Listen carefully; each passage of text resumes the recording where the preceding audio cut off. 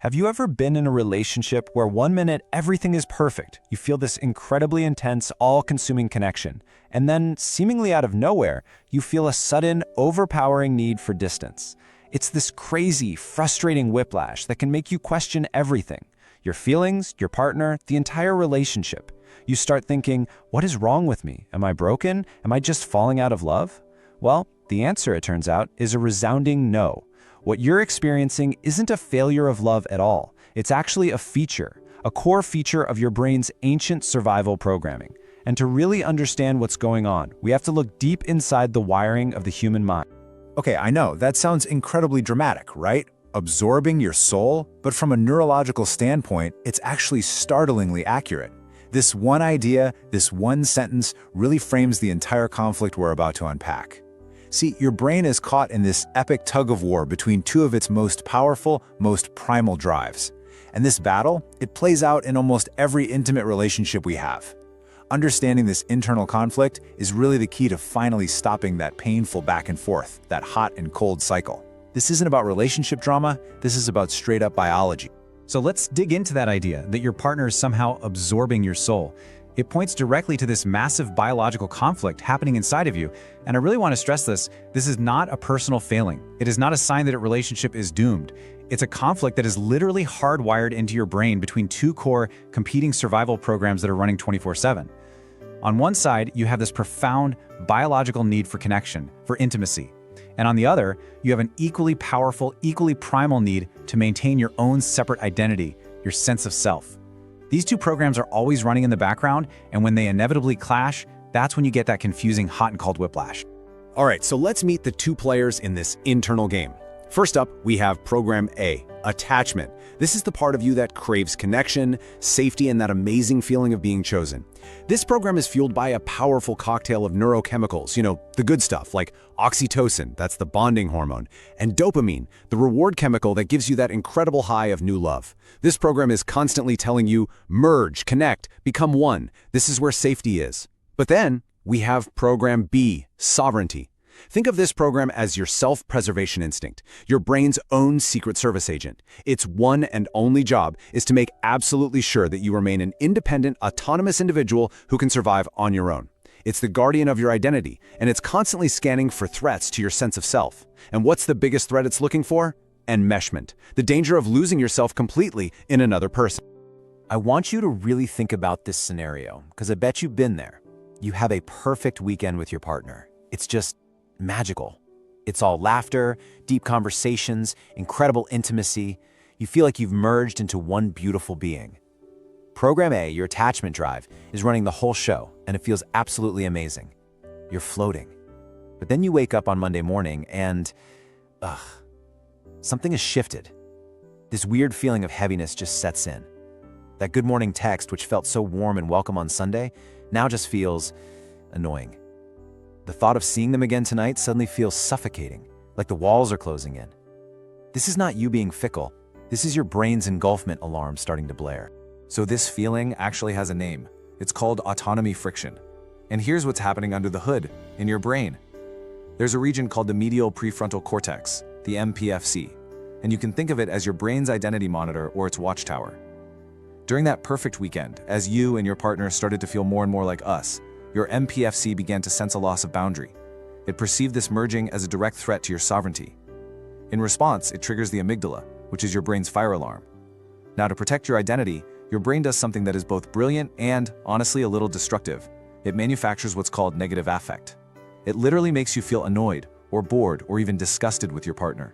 It creates this emotional friction as a tool to force you, physically and emotionally, to create distance and reestablish your own boundary.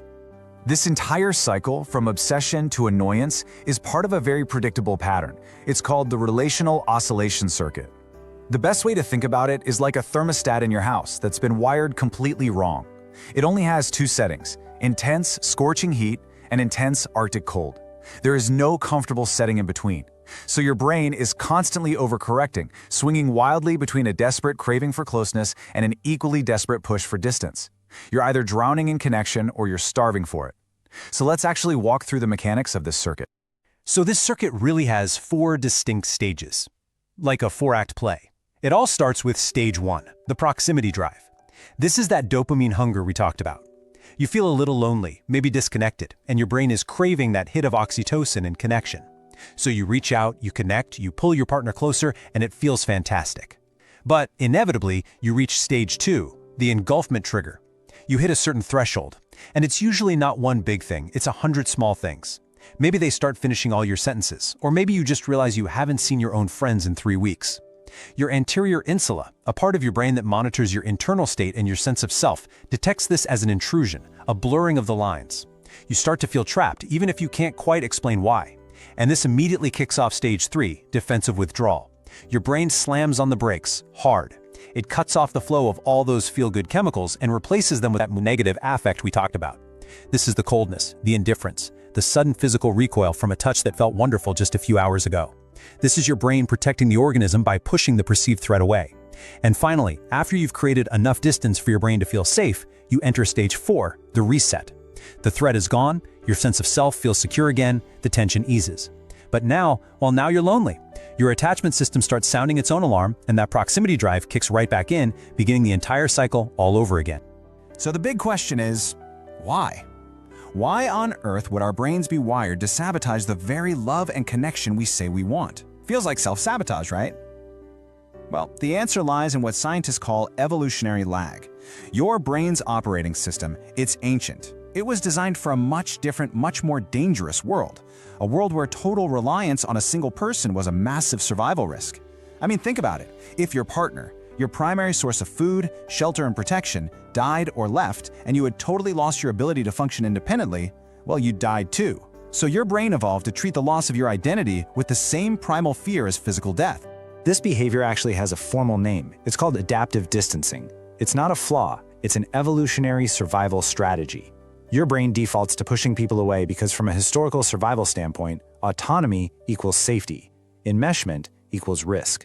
So your brain isn't trying to be cruel or cold. It's not trying to be a jerk. It's just running an ancient software program designed to make sure you still exist at the end of the day. It's sacrificing your modern peace of mind for a biological ghost story about survival. And this really illustrates the core conflict, doesn't it? We live in a world that demands deep connection, but we are running on brains that were built for radical self-reliance. Okay, so that's the problem. It's deep, it's biological. Does that mean we're doomed to just forever oscillate between clinging and rejecting our partners? Absolutely not. No way. The key here is to move from being a victim of this circuit to becoming its regulator. You have to shift from that unconscious knee-jerk reaction to proactive conscious control. This involves actively teaching your brain, through new behaviors, that closeness does not equal identity death. You can show it that it's actually possible to be both deeply connected and a sovereign individual at the same time. So how in the world do we do that? Well, here are 4 really practical strategies you can use to stabilize that arc of oscillation. First, and this one is huge, is scheduled solitude. Don't wait for the engulfment alarm to start screaming at you. Proactively schedule time alone even when you're in that obsessed phase and you don't want to.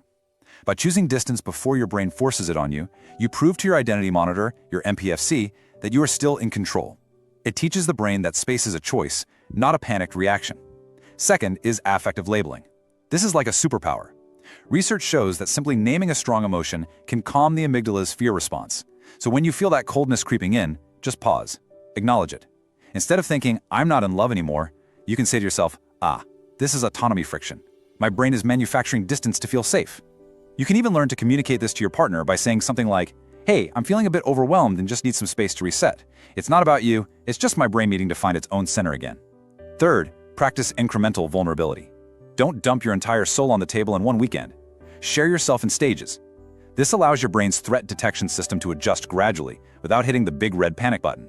And finally, self-differentiation. This is the foundation. Actively cultivate hobbies, friendships, and goals that are completely separate from your partner. The stronger and more defined your independent self is, the less your brain will fear losing it in the relationship. A strong I makes for a much, much safer we. If you take one thing away from all of this, let it be this reframe. That cold feeling, that sudden need for distance, it does not mean the love is gone. It does not mean the relationship has failed. It is simply the sound of your biological thermostat kicking in to protect your identity. It's a sign that your system just needs to recalibrate, to catch its breath. And when you can start to see it as a biological function instead of a personal failing, everything changes. You can respond to it with intelligence and compassion rather than with panic and fear. So let's zoom out. What does this all mean for how we approach our relationships? It means we have to fundamentally change our philosophy of space. We're taught by movies and songs that constant closeness is the goal, and that any distance is the enemy of love. But this biological circuit shows us that's a dangerous and frankly inaccurate oversimplification. Healthy, sustainable intimacy isn't about eliminating distance. It's about learning how to manage it wisely. This is the great paradox, isn't it? This is the ultimate takeaway. The very thing that we often fear most in a relationship, space, is the very ingredient that allows love to survive and thrive over the long term. A relationship without space is like a fire without oxygen. It will inevitably and quickly burn itself out. By consciously and respectfully integrating periods of separation, you give both your attachment system and your sovereignty system exactly what they need to feel safe. You allow the desire for closeness to rebuild naturally without it being forced by the panic of loneliness. And that leaves us with one final provocative thought. What if distance wasn't something to be feared, but something to be utilized? The goal, realistically, isn't to stop the oscillation entirely, but to shorten the arc, to make the swings less wild and the recovery time quicker. So what if, instead of waiting for your brain to force you apart, you chose to step back consciously, to go out and recharge your own identity, so that when you came back together, the connection was richer, deeper, and more intentional than before? By learning to master this rhythm, you don't just stop the whiplash. You turn what was a biological conflict into a sustainable, beautiful dance. You learn to use the need for space to fuel an even more powerful and lasting desire for love.